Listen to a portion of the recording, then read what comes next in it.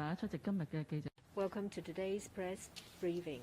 We have with us from the CHP Principal Medical and Health Officer Dr. Albert Au and from the HA Chief Manager Dr. Lau Ka-hin. We'll first hear from Dr. Au.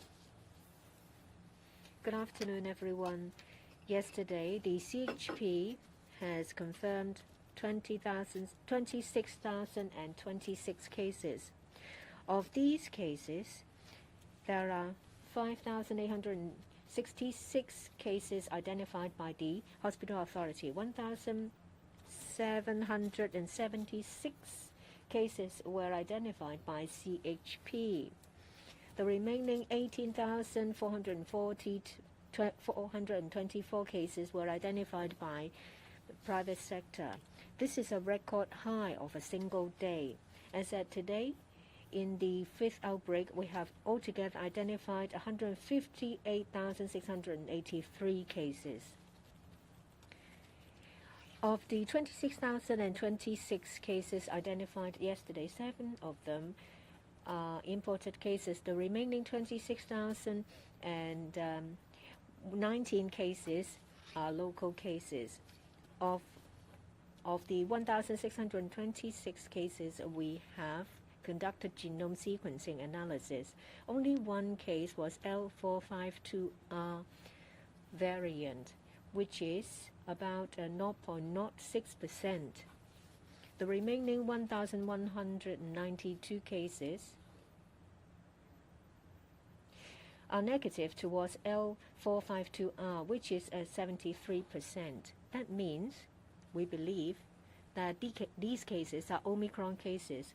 The remaining 353 cases are still pending result, and 80 cases are unconfirmed because of insufficient capacity. Well, we see that the prevalent variant is Omicron. Of residential care home outbreaks, we have, as at yesterday, recorded 530 cases involving residential care homes for the elderly or for people with disabilities. In the previous 24 cases, there are additional 66 care homes that have seen cases involving residents and staff members. In this outbreak, in care homes, there are 800 staff members and about 2,450 residents that have been confirmed. Of these cases, we've received yesterday, there are 13 cases on Hong Kong Island, 20 in Kowloon, and NT East 24 care homes, and NT West 9 care homes.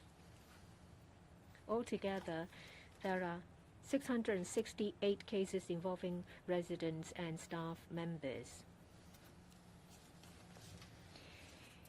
In these care homes, about 42 cases involve residential care homes for the elderly, and the remaining 24 involves care homes for people with disability. I'd like to also talk about rapid antigen test, RAT.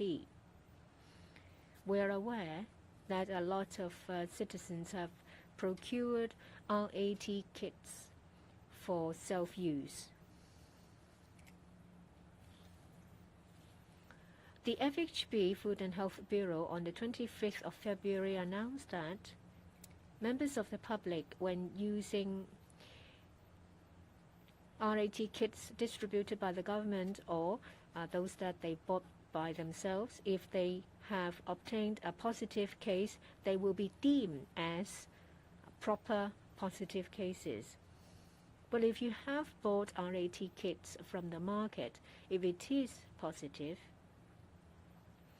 we ask you to treat yourself as a positive case. Please adopt all possible measures to stop the spread of the virus. Those who have been tested positive should stay at home. Don't go out, don't go to work. If the domestic setting allows, please stay in your own room, keep the door closed. Don't let your family members in. If you are to leave your room, please wear a surgical mask that fits in a proper way so that you won't spread it to your family members.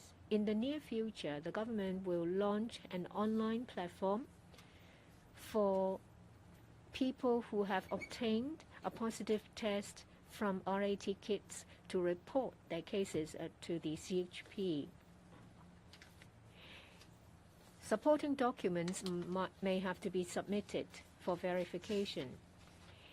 The online platform to be launched can be used to report your RAT kit positive case. Such cases are deemed as proper positive cases. Records will be made and relevant information will be sent to the positive cases. More details will be announced later. We'll now hear from Dr. Lau about the situation with DHA. We have 5,921 patients who are preliminary positive or positive staying in our public hospitals, the Asia World Expo Community Treatment Facilities, North Lantau Hospital, Hong Kong, Infection Control Center, and our Infectious Disease Center of the HA. About 700 people are being isolated at the Penny's Bay Community Isolation Center. 60 cases are in a critical condition. 74 cases are in a serious condition. As at midnight this morning, in the previous 24 hours, 83 patients have passed away. The age, they are 53 males and 30 female. Age range is 19 to 100.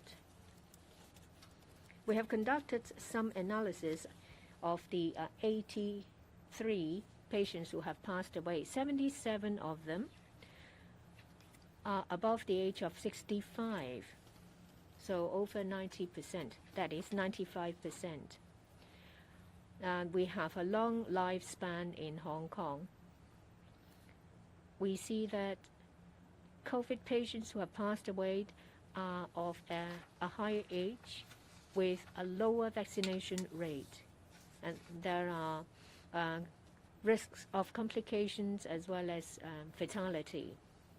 We see that 67, that is of the 83 cases who passed away, 67 of them who stayed at care homes. Care homes is another place under our analysis with a higher fatality. Residents, the majority of the residents staying at care homes suffer from chronic illnesses. They are of a higher age. They cannot take care of themselves. They are bedridden and have mobility impaired. As you know that the vaccination rate in care homes is low. So residents in care homes suffer from a higher fatality. On the other hand, for younger people or people who are not staying in care homes, if they are vaccinated, then their condition mostly are asymptomatic or with only minor symptoms. I'd like to also share with you that of the 83 patients who have passed away, there is one who have received the booster jab, 5 have received 2 doses, and 7 have only received 1 dose. So about 13 of them, 15%. It shows that COVID vaccination is rather effective against complications and death. Well, for elderly people staying in care homes, the vaccination rate is rather low. As a result, we see a higher fatality compared with people who have been vaccinated and people who are younger.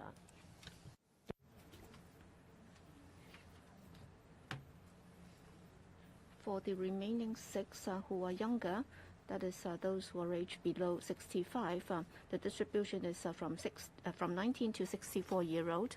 In fact, for the 19-year-old who passed away, the patient also suffered from chronic illness. and the patient also stayed in care homes for the disabled, and he was also intubated and so on. And therefore, the condition of that patient was already quite poor, and so his health condition was not good. And for the other 46-year-old woman who passed away, she was also undergoing cancer treatment, and she was under chemotherapy. As you know, her immunity system would be affected by the chemotherapy treatment. That's the reason why. Very often we notice that for those who unfortunately passed away, very often their conditions would be quite poor already, or they had not been vaccinated. Given the fact that sometimes the figures might be lagging behind, between the 23rd and 25th of February, during those couple of days, 27 patients also passed away, 14 male, 13 female, age range 68 to 104. And then for those who are older and who passed away, that's very much in line with the aging population in Hong Kong. And since the start of the fifth wave, 512 patients passed away in public hospitals. Most of them are elderly patients, and 717 patients passed away in public hospitals since the outbreak of the epidemic, and 381 patients were discharged from public hospitals yesterday. And for isolation beds in public hospitals, the utilization rate has already exceeded 90%. So that's basically the upper limit as to the capacity. And also, for those who have been confirmed in public hospitals, some 30 patients were in that category, and 45 patients were in the same ward. And given the fact that their bed space were very closely located, that's why they would also be classified as close contacts. As for Hospital Authority, 2,766 staff so far have been confirmed positive. Okay, you may now ask questions. Please introduce yourselves before you ask questions. The lady in black. Yes, I'm from Now TV. First, I'd like to know more about 20,000 something confirmed cases today. So have we reached the peak already? Or is it that in the next few days we might be expecting a further rise? And also about the RAT test. Apparently the administration has updated its website, and there are several tables, whether it's European certified, and also a list of brands that would be acceptable. So people are told that they can make reference to that. So are they supposed to be the recognized or accredited list? Because those tables are not really very user-friendly. For example, for the 50-plus pages of the European certified brands, you might not be able to read them very easily, and therefore would that help the public in purchasing suitable RAT tests? And what things should they note? And also, how can they make sure that they'll be able to buy one that is accurate and also accepted? And also for the platforms, are you going to roll out those platforms later today? And you also talk about having to submit or upload some documents and so on. So what kind of documents are they? And also, how can you be sure that those documents are accurate and true, instead of having several people uploading the same test result? And also, thirdly, you said that there was one patient who had 3 shots before he passed away. So can you tell us more about that patient? What's the age of that patient? And also, the government has been telling us that if you can have 3 shots, then you would be safe. So what kind of condition did that patient have? And also, you talk about tracking work. It's been very difficult because of the overwhelming caseload. But then there are some eateries saying that there are some confirmed patients who had patronized them, and therefore they would have to close down. But then even if they have used the Leave Home Safe app, they have not been notified. Yes, I understand that tracking and tracing is very difficult. But then if the eatery is aware of the fact that some confirmed patients might have been there, and yet they have not been alerted by the Leave Home Safe app, so does that mean that the Leave Home Safe app is not working properly? So even if everybody is using it, you would not still be receiving the notification. So would that affect the preventive work? And also, people might not be aware of the level of risk involved, and therefore there might be some difficulties when they when they try to comply with the guidelines. Yes, I'll answer the first and the fourth question, and then for the death case, I'll refer to the HA. Well, you talk about the case number. Indeed, we are very worried because over 26,000 confirmed cases today. That's very worrying. And in the past few days, the number exceeded 10,000 every day. So it ranged from 10,000 to 20,000, and today it has reached another peak. If you look at the trends of the past few weeks, actually the case number is still on the rise. And therefore, we expect that within the foreseeable future, there is still a rising trend, and therefore, we have to call upon the public, given the fact that we have seen the transmission chains in the community, and therefore, it's going to spread in the community, and therefore, as far as the public are concerned, they will have to take preventive measures, and therefore, they should not go out if there is no necessity in order to avoid being infected. And they would also have to avoid big group gatherings and family gatherings, and they would also have to go less to these restaurants and so on. And for those who are not able to work from home, when they go to work, they would also have to make sure that they maintain proper social distance from their colleagues. They would also have to make sure that they wear the mask all the time. And even if they have meals, they should not be having meals with their colleagues. They should try to have their meals in their seats and so on. And in order to avoid risk for people who have been to some public places, they would also have to carry out the test, whether or not it's PCR test or rapid test, so that if they are infected, they'll stay home so that they would not be infecting others. And we will monitor closely the situation. With regard to RAT kits, indeed, in the community, there are different brands, different brands of RAT kits available. Our advice to the community is that they will have to patronize retailers that are reputable. And on the DFH website, we have also listed several major categories that are acceptable, including the system that is listed by the Medical Device Administrative Control System, and also those that have been recognized by the National Medical Products Administration, the European Union, or European Union Common List of COVID-19 Rapid Antigen Tests, and also US FDA list of SARS-CoV antigen diagnostic tests with emergency use authorization. And I understand that the list will be very long, and therefore, in purchasing such kits, if they have any doubts about the accuracy or authenticity of such kits, they will have to go to the reputable retailers. And they should also check the list online to see if those kits are acceptable. But then I believe that for those that are available in the market, most of them are acceptable. And for our public laboratory, we have also conducted some initial assessment on the test kits procured by the government. In fact, they have been very effective in testing the Omicron variant.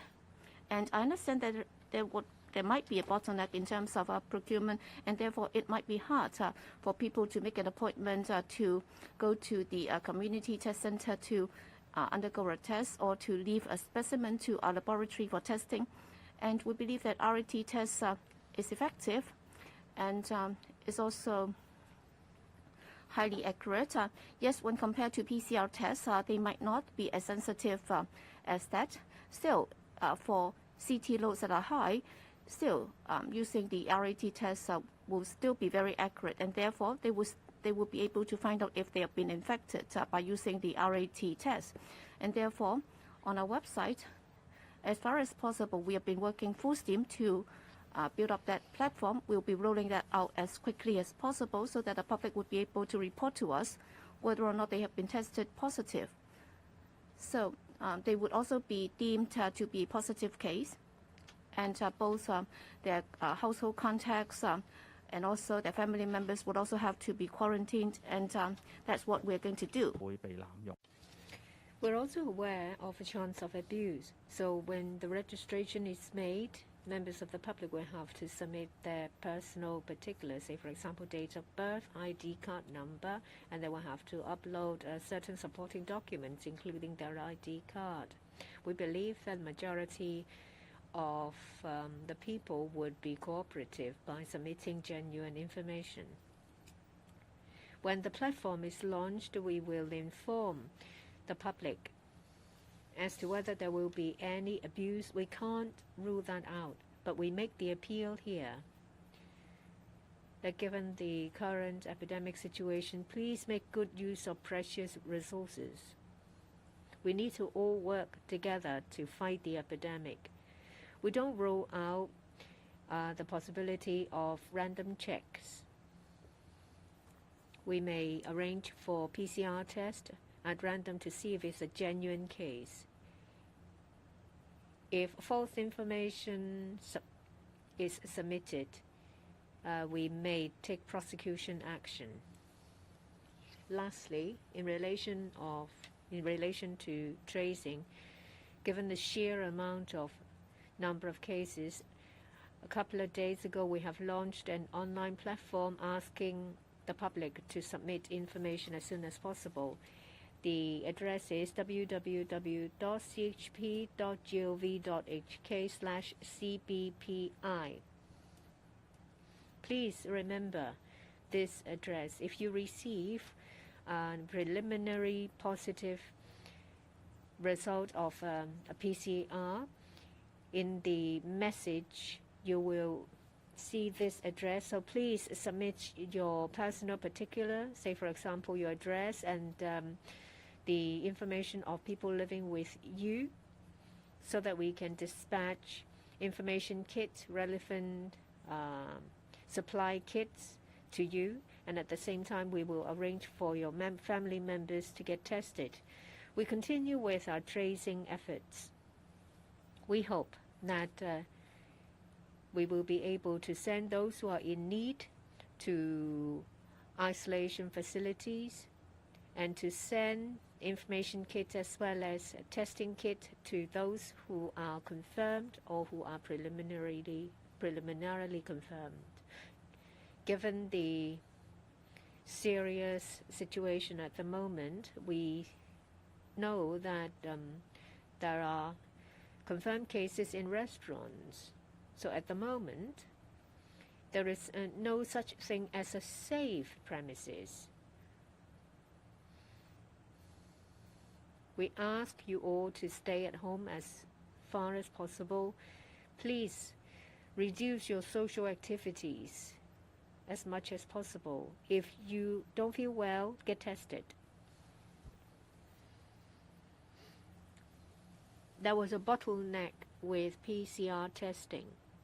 We would like to reserve precious resources for those who are in genuine need of a PCR. That's why we have put on hold cases found in restaurants. Previously, they were listed at premises under CTN, but now we found these places all over the territory. So it will be impractical to cover them in CTN. That's why there is no notification from the Leave Home Safe app. But it doesn't mean that without such a notification you don't have to do anything. If you show any symptoms, please do a test as soon as possible. Dr. Lau. The patient who have received 3 doses suffer from chronic illness. It's a late stage of renal failure. We're aware that the vaccination will help with one's immunity. Well, for those who have been double vaccinated, only 7% of the patients are double vaccinated. That means that of those who have passed away yesterday, only 90% of them have not been vaccinated. Well, we see more and more elderly people getting vaccinated. This is the right direction. And this is the best protection you can give to your family members. Please get vaccinated. This will protect you, yourself, and your family members. Next, the one at the back.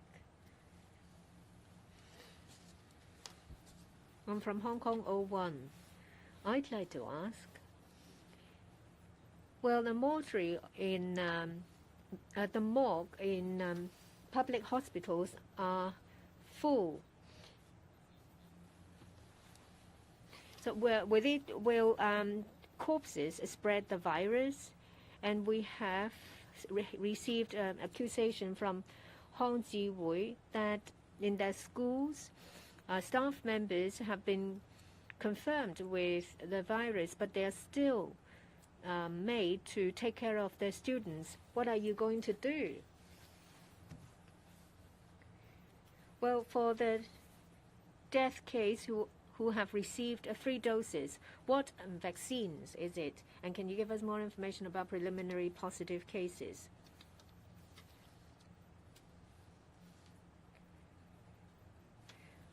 We see an increase in number of death cases because it's been colder and the epidemic situation has got worse. A lot of patients, when they reach the A&E department, are in a critical condition or suffering from cardiac arrests. According to our current procedure, the cadavers will have to be transferred to a public mortuary for pathological investigation. But when it comes to transportation of cadavers, our service has been overloaded. That's why you see cadavers in the A&E department. We have been doing our best because the bodies will have to be sent to the morgue. We try to send them to the morgue for storage as soon as possible. As I've mentioned, with an increasing number of death cases, so some of the bodies are kept at a suitable place at the A&E, waiting for the Department of Health or the FEHD to send them away. We are in a discussion with these 2 departments about expediting the transportation of bodies to the morgue. The utilization of the mortuary is high because given the current cold spell. We are in close liaison with the funeral sector as well as these families of those who have passed away. We arrange with them for them to collect the bodies as soon as possible to vacate the cubicles in the morgue. We will be working and talking to them to resolve the current situation. Let me give more information in relation to the mortuary. The 3 public morgues at Foshan, Kwai Chung, and Victoria, there are a fixed number of storage facilities at these public mortuary. During the epidemic, we have increased our capacity to 1,350. The DH has been monitoring the utilization. We're aware that in the past week, we have received more bodies than before. Currently, we have reached 90% capacity. So given the limited remaining capacity we have put in place some extraordinary measures. In relation to Hong Chi, where if there is an outbreak at a care home and staff members are affected, we normally do not recommend the staff members to continue to work. But the current situation is that there are many outbreaks at care homes, and more staff members have been infected. We do understand that there will be a shortage of manpower.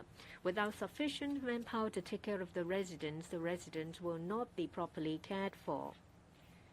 Yesterday, the government has already made an announcement that if someone is confirmed positive, well, when the sample is received is day 0. If there is a negative result on the 6th and the 7th day, that person can just continue to live their lives like normal. So we are targeting those who are in the community because there are different sectors, and because of this epidemic, many people might have been infected, and as a result of that, well, in terms of the normal operation of a community, various sectors have been seriously affected. That's the reason why, after we have conducted a risk assessment, and if the patient has already had 2 shots of vaccination, then by the time when he reaches the 6th or 7th day, and if there are 2 consecutive days of negative test results, then that means that the virus load, even if there is any, is already very low, and therefore his infectiousness would be very low. And for others, if they have been confirmed positive, then we would also be contacting the colleagues in the HA so that appropriate medical care will be provided for the RCH or care homes residents. And if there is any need, then he can also be admitted to the isolation facilities of public hospitals, and where there are close contacts with those in the care homes and also with the staff of the care homes, then normally we would arrange for them to stay in the care home for treatment and isolation. We will arrange for assistance to the care homes. For example, infection control measures will also be provided, and we will also be giving guidelines to the staff concerned so that the patients can be isolated from those who have not been isolated, in order to prevent the further spread of the disease in the care homes.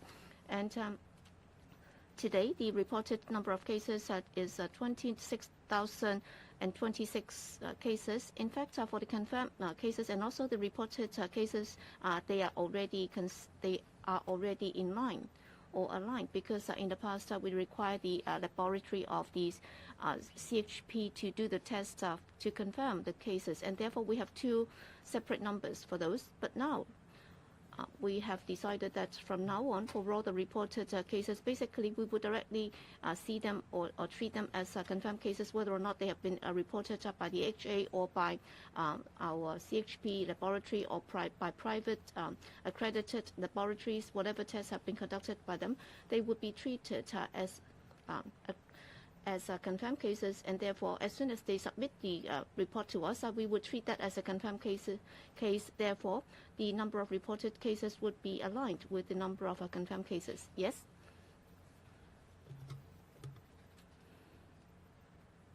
Just a minute, please. I'm from .news. A couple of questions. Well, many people are saying that for non-quarantine hotels, there are also close contacts guests who are staying there because they need to be isolated, and that would also increase the risk of transmission at hotels. So would you be concerned that the situation might be worsened given the fact that there are such guests staying in those hotels, and also with the limited capacities of hospitals other than the public mortuaries, and also some hospitals are already bursting to the seams in terms of a capacity. So are you able to further expand the capacity? And also, you're telling people that they can just report that they have been tested positive online. But then if you ask them to do self-isolation, what can you do to help them? And also, what about their daily necessities and medicine, and also rapid test kits? Where can they get them? So how are they going to be supplied with those commodities? Yes, thank you. Thank you for your question. I'll answer the first and third question.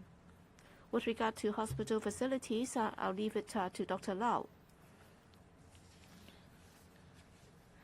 For non-quarantine hotels that are receiving guests that are doing self-isolation there, well, if there is a confirmed case, then as soon as the case has been tested positive, as far as possible, we will arrange for them to go into the community isolation facility. But then there is a shortage of such facilities right now, and therefore many patients have to stay home.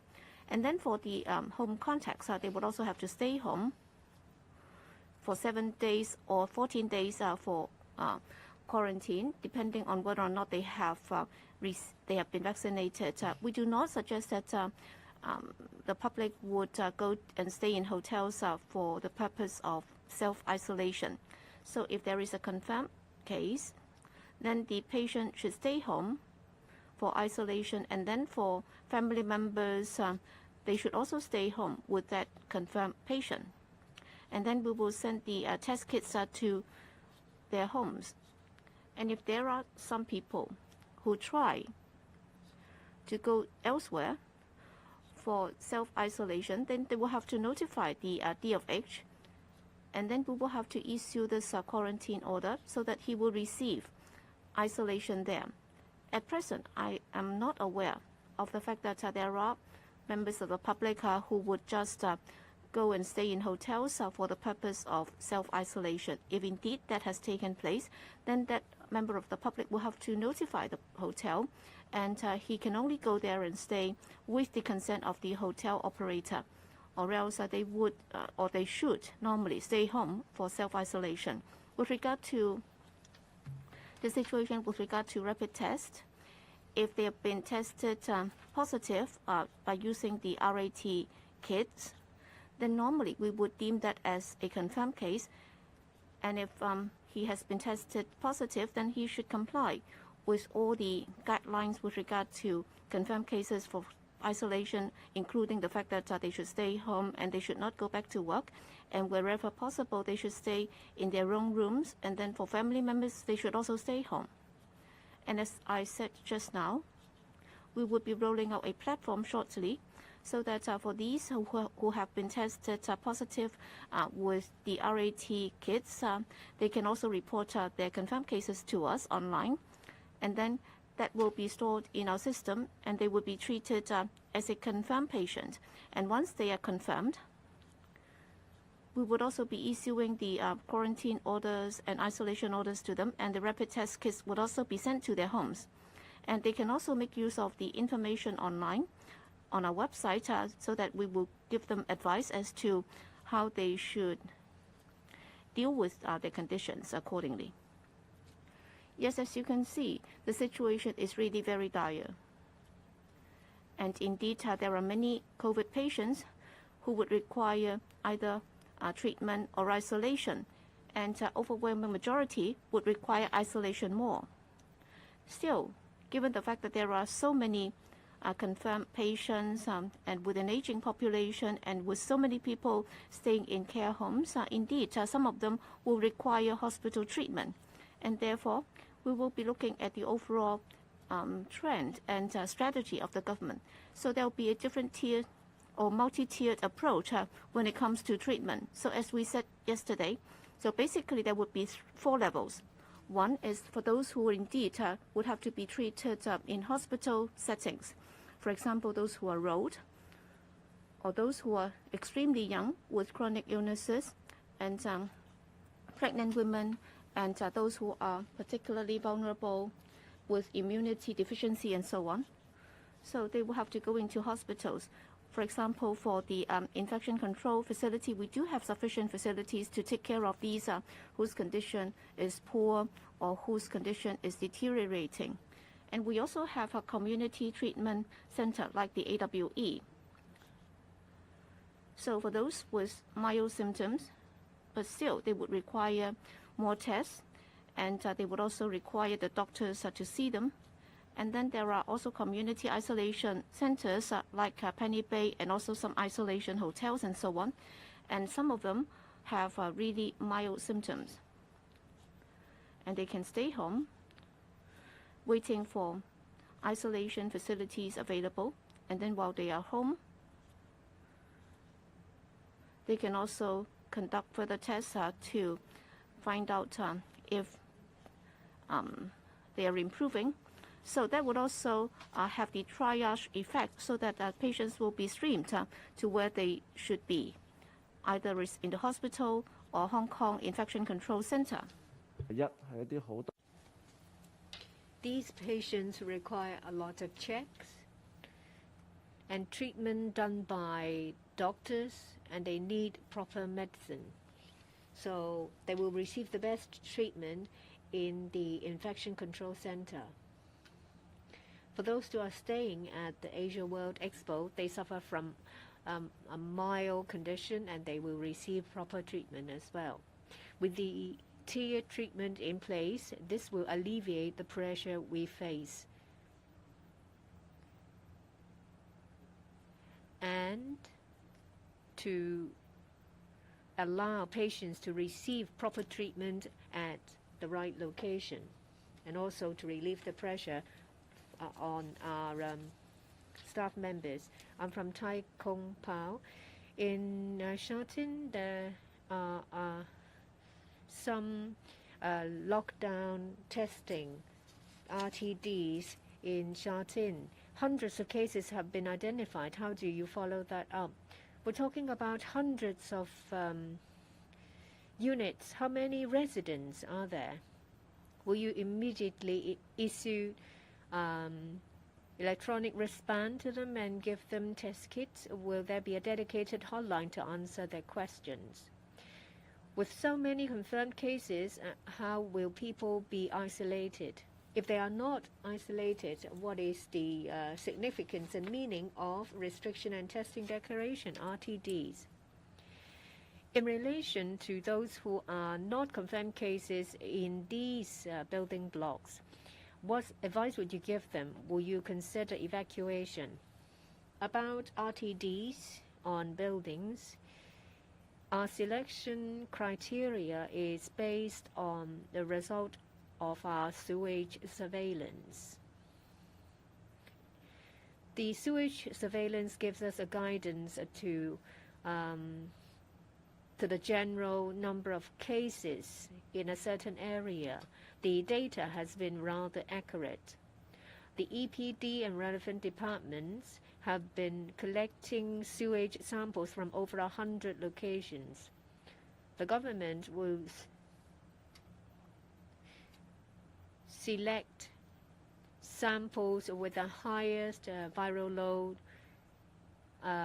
before deciding on these localized lockdowns. Yesterday, there were 4 buildings.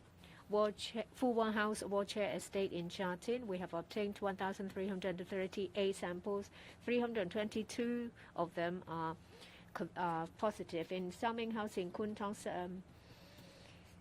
we have obtained 1,798 samples. 285 of them are positive. And for White House, we have obtained 1,239 samples. Hundreds of them are confirmed. And in Chun Wai Court, we have obtained 1,974 samples. 280 of them are positive. It shows that this exercise has effectively identified confirmed cases. In certain communities and certain buildings, we could identify a serious transmission risk. Since last week, we have identified positive cases from these RTDs. Relevant departments, including the Fire Services Department and the Security Bureau, have made proper arrangements. Those who have been identified as positive cases from the RTDs, we arranged for them to be sent to community isolation cases as soon as possible so that we can extract the positive cases from these buildings. And the high number of confirmed cases shows that there is widespread transmission. So if you are positive case, then you'll be sent to an isolation facility. Other residents will be issued with test kits and information kit. In the coming few days, they have to make use of the RAT kits to do compulsory testing. We aim to identify as soon as possible all confirmed cases in the building. We hope that these measures will effectively cut the transmission chain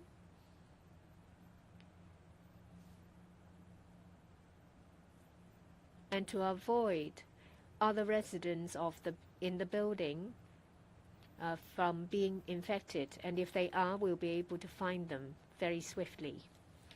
We talk about a tiered treatment as well as a triage. We arrange for patients to go to either hospitals or AWEs or other relevant facilities. There are patients with a lower priority, say for example those who are younger, those who have been vaccinated, and those who don't suffer from chronic illnesses. So if you suffer from only a mild illness, we will advise them to go to 9 designated clinics. Next week, it will be increased to 17. So at these designated clinics, you will get medication. But if you only want to seek medical advice, we already have a hotline in place for confirmed cases who are waiting. The number is 1836115. Initially, we received about 200 calls. As at the day before yesterday, we received about 700 calls. Apart from our own staff members, we have part-timers, we have student nurses, and their teachers joining to help us. Let's take an English question. Good afternoon from SCMP, some English questions. I'd like to ask a question regarding to the rat test. Seems that now patients have to do everything by themselves, like from isolation at home, reporting their positive rat test results to the CHP, and etc. And do you feel that this is a viable way to combat the fifth wave? And how accurate is the infection figures if people have to report the positive cases themselves? Like, what if people choose not to report it, then what's going to happen? And also for the online system for people to report for positive cases, does this mean that people who tested positive with the rapid test today, are they not counted as part of the confirmed cases today? My second question is to check if there's any updated figures on how many ambulances are available now, how many staff are managing the ambulances, and how many people are waiting for the ambulance. And my third question is on what happens to the imported cases when they catch COVID. Where do they go if they are confirmed? Do they go to Penny's Bay or any other locations? And will the CHP also consider reducing quarantine for travelers to 7 days? Thank you. Thank you for your question. Regarding the rapid antigen test, we encourage the citizens to use the rapid antigen test as a self-test if they have any symptoms or if they have any concern about the infection, because this is a very convenient and easily accessible way of getting the test. In view of the severe, the high demand for the RT-PCR, we understand that some or even a majority of the populations, they could not have easy access to RT-PCR test through the community testing center or other means. So at the present situation, although the rapid antigen test, the sensitivities is a little bit lower than the RT-PCR, but as it is easily accessible and it can be easily done, so it is a very effective means for people to have quick and also a convenient test for case detection. If a case was detected earlier, then he or she can adopt some preventive measures to prevent ongoing transmission. Another advantage is that the rapid for cases tested positive by RAT, the viral load is usually high, and the transmissibility of or infectiousness of these cases are higher. So we encourage people to use RAT tests, especially some high-risk group. We encourage them to do RAT tests every day before going to work, for example, healthcare workers or some essential workers. In the near future or in the next few days, we will launch a platform for persons who are tested positive by RAT to report to the Department of Health. We will regard these cases as confirmed cases in view of the present situation. So RAT positive cases will be confirmed cases. After the launch of the online platform, the people who are tested positive through RAT, they need to submit to the Department of Health their personal information, and also after receiving the reporting, we will distribute some rapid information pack as well as some rapid antigen kits to them and also their household members. They will be issued the isolation orders, and also their household members will be issued the quarantine orders, and we will also arrange them if they to community isolation facilities if necessary. For the imported cases, currently the government still adopt a series of measures to prevent importations of cases into Hong Kong. All inbound passengers, they require testing at the temporary specimen collection center at the airport, and also they need to be quarantined in designated quarantine hotel for 14 days. And during the quarantine, they need to be tested. And if they are tested positive, they will be sent to hospital for isolation at the present moment.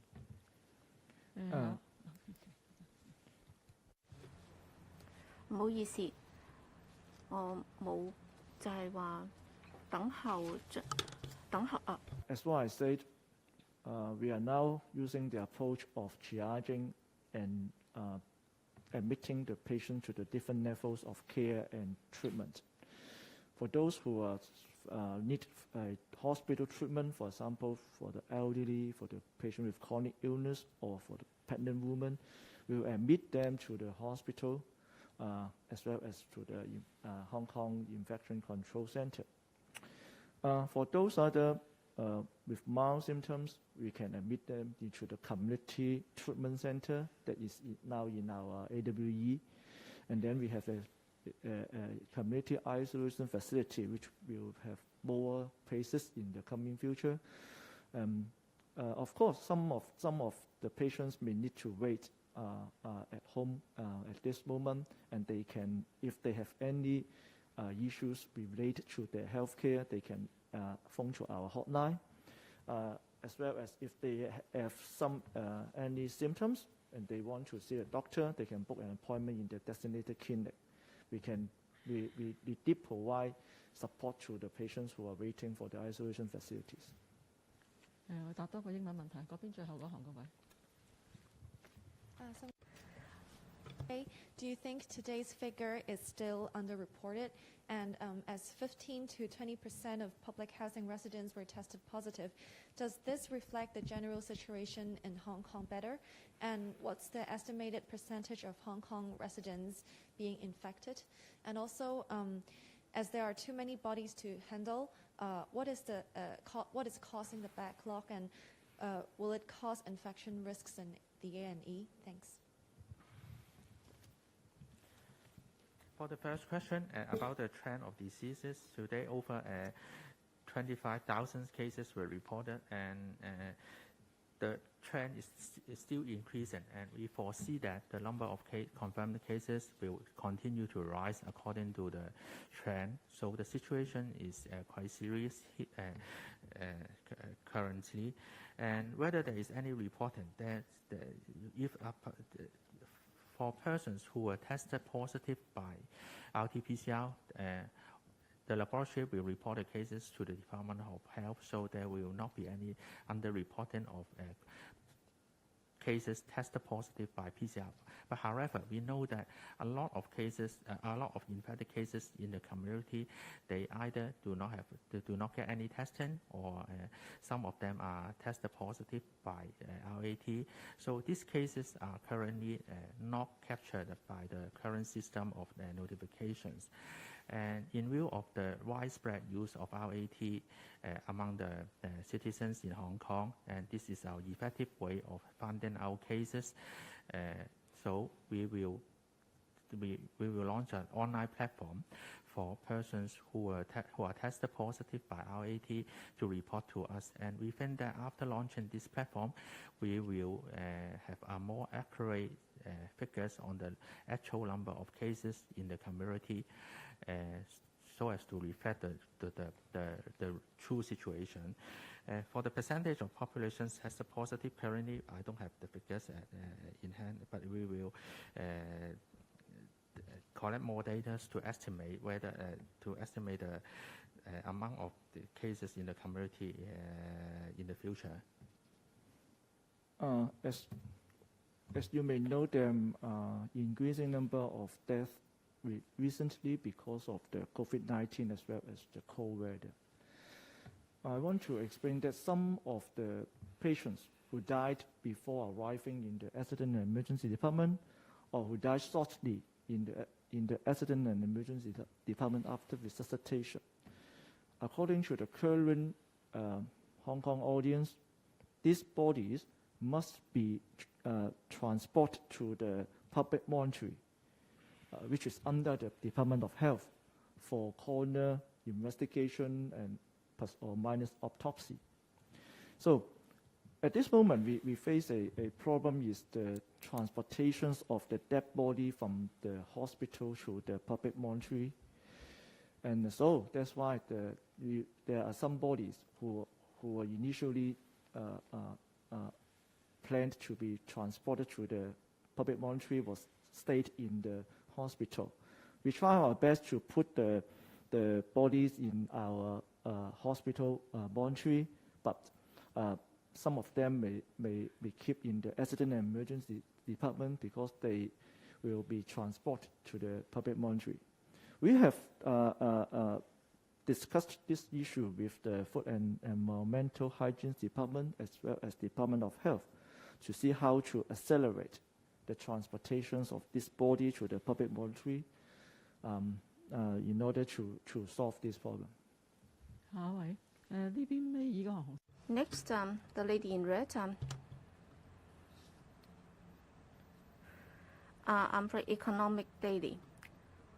Well, in the fifth wave, we're talking about 150,000 cases so far. So since when are you going to, have you started to count? And also, you said that between 23rd and 25th of February, there were 27 people who passed away. So what about the vaccination situation? And for those, for that patient who had 3 shots, which vaccine did he take, and when did he take the booster shot? And is it that even if you have taken the booster shot, it might not be able to prevent infection? And also for the platform that you're going to roll out, why can't we just use the same platform for people to register initial confirmation or presumptive cases? And also, are there any RAT tested positive cases that have already registered with the presumptive cases platform? And also, for those who have been tested positive with the RAT kits, what kind of certificate will they get? Is it that they will only get the quarantine order? And also, what about what if they are tested negative after 7 days? Will they be issued a certificate as well? And also for public hospitals, the hospital mortuaries, what is the capacity? What is the current utilization rate? And how many bodies are waiting for transport to the public mortuary? You said that some of them would be kept in the A&E department. And where will they be kept, and for how long will they stay there? So are there any infection control measures to prevent infection from these bodies?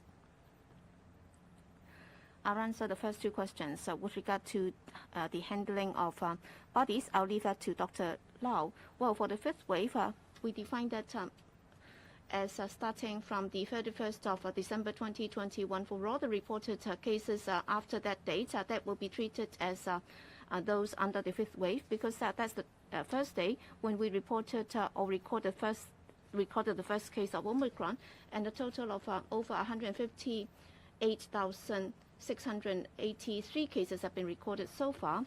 And as you might recall, initially the fifth wave started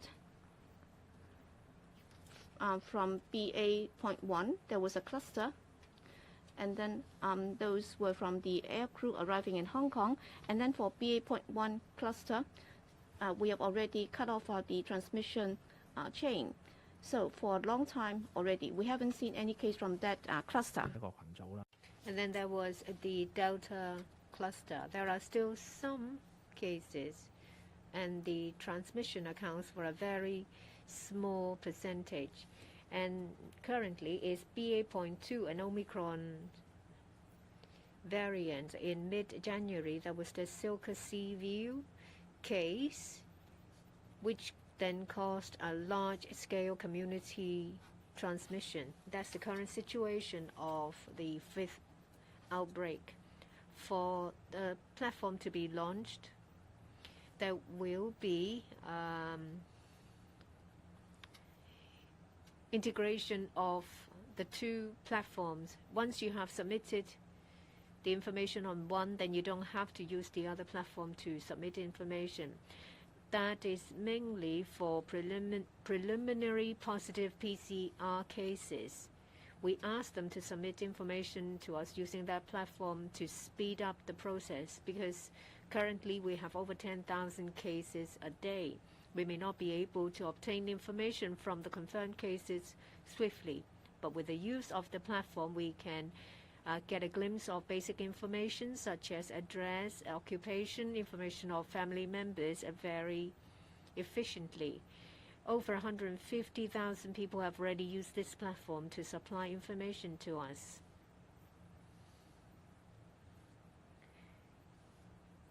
If we use a platform as cross-checking, we found that at least 56,000 cases are still on the list of confirmed cases.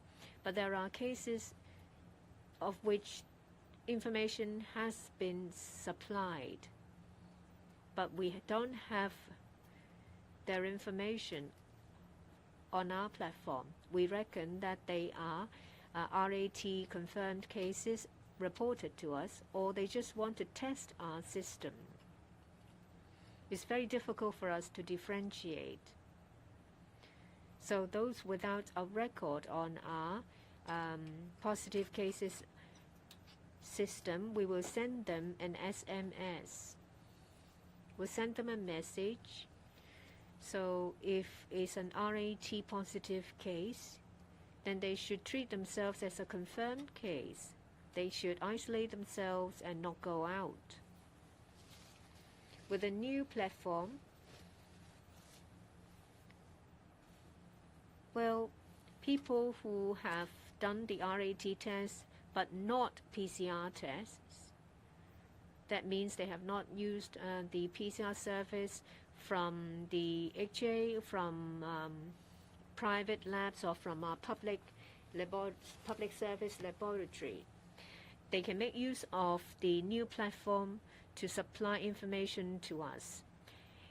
We'll treat them as a confirmed case, and they will give us the relevant information, and we will enter these information into our record. They will be treated as confirmed cases. We'll issue them with a certificate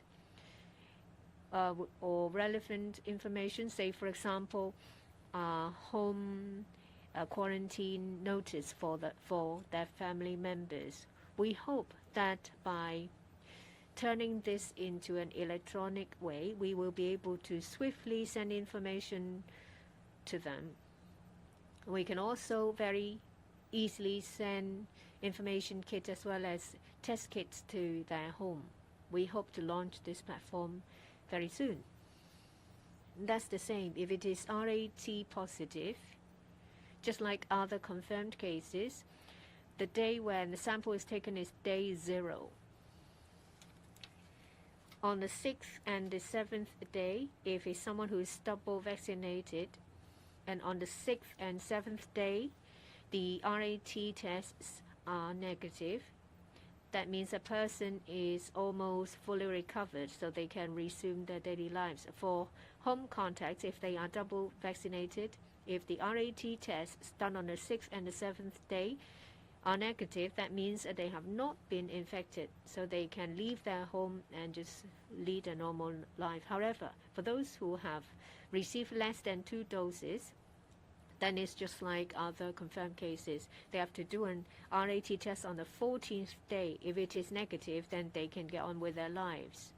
So with the new platform, whether it's a PCR positive case or RAT positive case, and they are both confirmed cases, and the arrangement will be the same.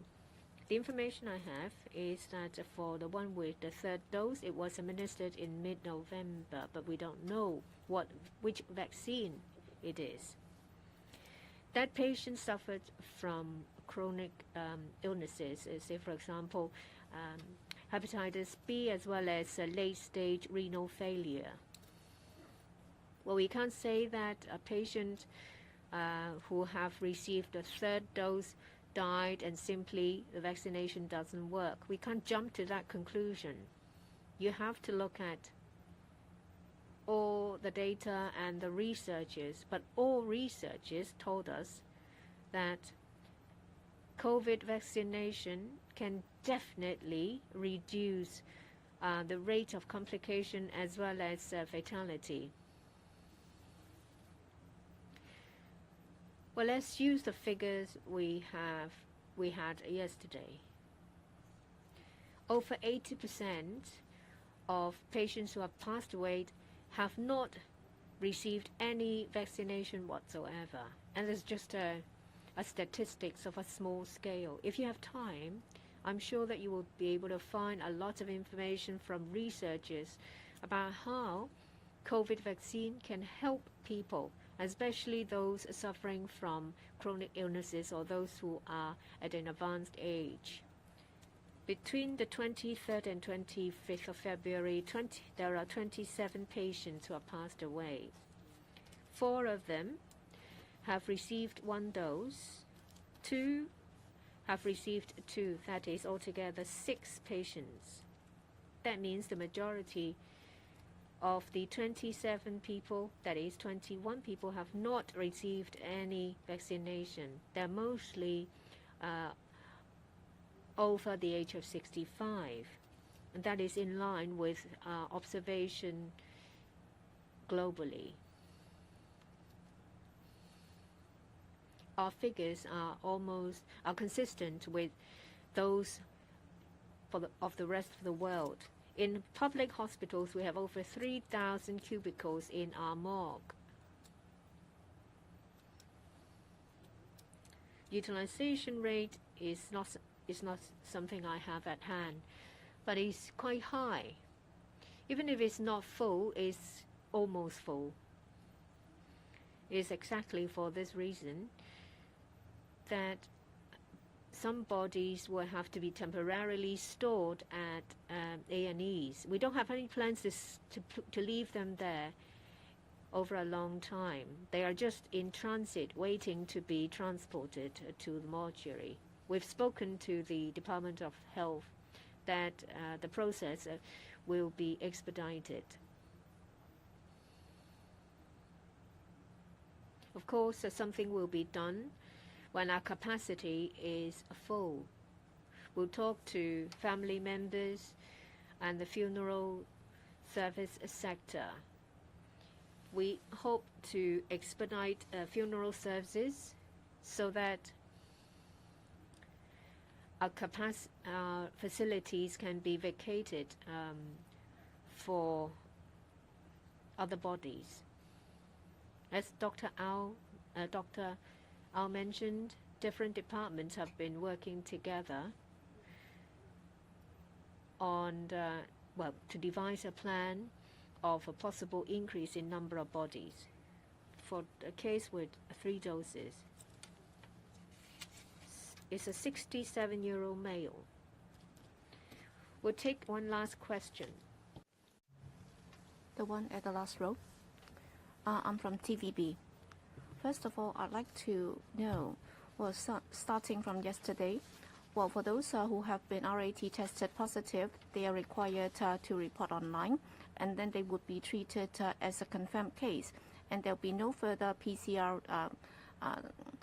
confirmative tests. But then for the false reporting, so in order to prevent false reporting, they would have to undergo PCR tests. So under what circumstances will they be required to take the confirmative PCR test? Is it that for people who have taken the RAT test, so will they have to undergo the PCR test in order to avoid false reporting? And also for the quarantine hotels, well, I understand that for those staying in quarantine hotels, what's the interval of taking the test? Because according to some, well, one went into the quarantine hotel on the 8th, and then supposedly yesterday, the DFH already told them that they could leave. But then even today, they are still staying there, and there was no test conducted for them during their stay. So why is it the case? And why has that been the arrangement? And also, according to some experts, rapid test sensitivity would be lower. And there are also some cases which might have escaped the rapid test. And therefore, when the virus load was quite low initially, the rapid test would not be able to find out. So how can you prove that rapid tests can replace the PCR test? Thank you. Thank you for your question. Concerning the rapid tests, well, given the current epidemic situation, there are many cases in the community. So given the current situation, the rapid tests, overall speaking, if you look at it from the community perspective, false positive cases are very few. So most of the kids, if they test you positive, then you are probably a positive case. So the pre-test positive case is quite high because it's simple, easy, and easily procurable. And therefore, it's a very convenient way for people to do the test themselves. And of course, there are limitations. In terms of sensitivity, indeed, it is somewhat lower than that of PCR tests. And therefore, for those with a CT value low, in other words, the virus load is high, then they will be tested positive. But then that will still be able to help us find out or identify the positive cases. Yes, it might only be able to help us get the patients with a high virus load. But then given the limited resources, when resources are tight, rapid tests would be a very effective means to help us fight the epidemic. And once you are tested positive with the rapid test kits, there is no need for us to require the patient to go through another PCR test, because in overwhelming majority of those rapid tests or rapid test positive cases, they are genuine positive cases. And I just talk about the random checking, so that they will have to undergo random PCR confirmative tests. That would be one of the measures that we're going to introduce, so that for those self-reported cases, I believe majority of the people will be providing us with genuine and accurate information, because there is no reason why they should report false information to us. But then if indeed we have found out that there are tricksters or abuse cases, then we will consider doing random check on those who have reported to us that they are positive cases, and then we will ask them to undergo the PCR test to confirm. But then generally speaking, that is not necessary, because if you are rapid test positive, then all you need to do is to report to us online and then furnish some documents, and then we will treat that as a confirmed case. And there is no need for you to undergo a PCR test to confirm that you're indeed a positive case, because the rapid test has already tested you positive, and what you need to do is to stay home as far as possible. And then for those with immunity deficiency, we will try to arrange for them to go into the community isolation facility as soon as possible. And just now, some reporters also asked about quarantine hotels testing arrangement. Well, for for people arriving in Hong Kong, the arrangement has been somewhat different. Instead of staying in the hotel for 14 days, and then on the second, third, fourth, seventh, 12th day, they would have to take the test. And if they have been tested positive, then instead of being just an arrival, well, he has been tested positive, and given the fact that hospital isolation facilities are in severe shortage, and therefore these cases might not be able to go into the hospitals before the end of their quarantine stay in the hotels. And given the fact that they have been tested positive, there is no need for us to test him again, so that might have become a problem. We have noticed that already. And while these people are staying in the quarantine hotels, we would also be providing them with test kits so that before they are admitted to hospitals, for example, on the 7th and the 14th day, and if they are tested negative, then they will be treated as a recovered patient, and they don't have to go to the hospital again. Thank you. That's the end of the briefing today. Thank you.